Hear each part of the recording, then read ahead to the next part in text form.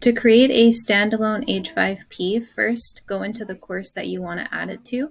Highly recommend using the sandbox course because it's not a real course and you won't be impacting something that the students will need. Then turn on editing mode in the upper right hand corner. Go down to a week that you want to add it to. So I'm going to add it to week 3. So here I have week 3 and I'm going to go to the end of it.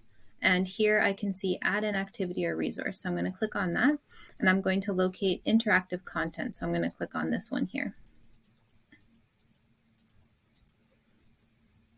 You can add any description that you'd like, either to be displayed to students or for yourself so that you can remember what you've created.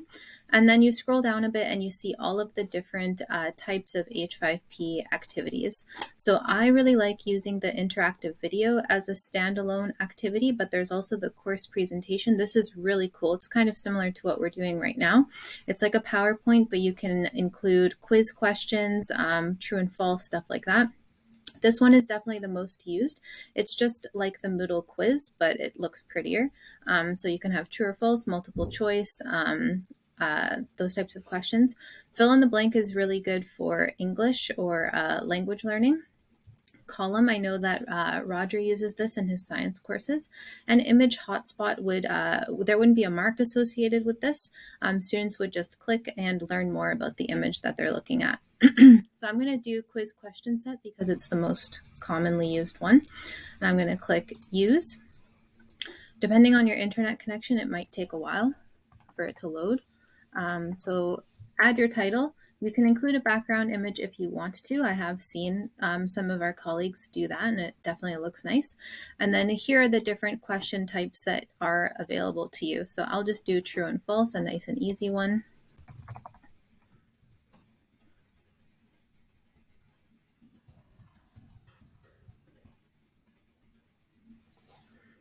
And that's it. Add your next question. Maybe multiple choice. You can add YouTube videos, like have students watch a clip that you have recorded and then answer some questions about it, but that's similar to the interactive video. Let's see here.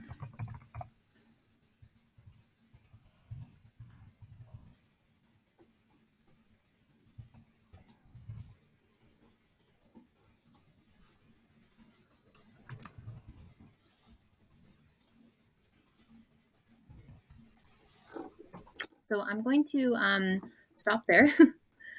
There are many options within here. You can randomize the order of questions. You can allow students to go forward and backward. It totally depends on what you're using the quiz for. If you're using it as summative assessment, like at the end of a unit or at the end of the course, you probably don't want them to be jumping around and you probably don't want random the questions in a random order, but totally up to you.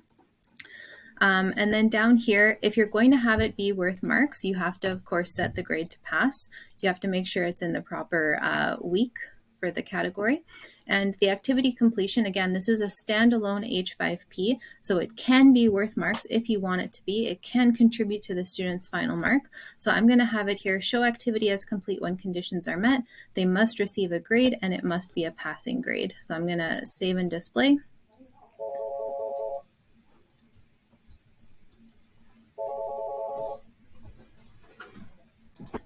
And let's take a look at what this looks like. So black is a shade.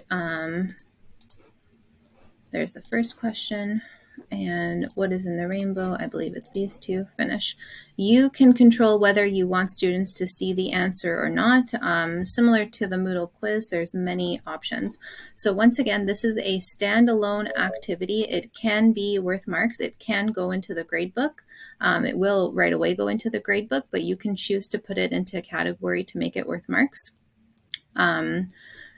We're not going to embed this into another lesson. This can be a lesson in and of itself. So this would be like 5.1, and then maybe there would be a 5.2 where they type out some more long form questions.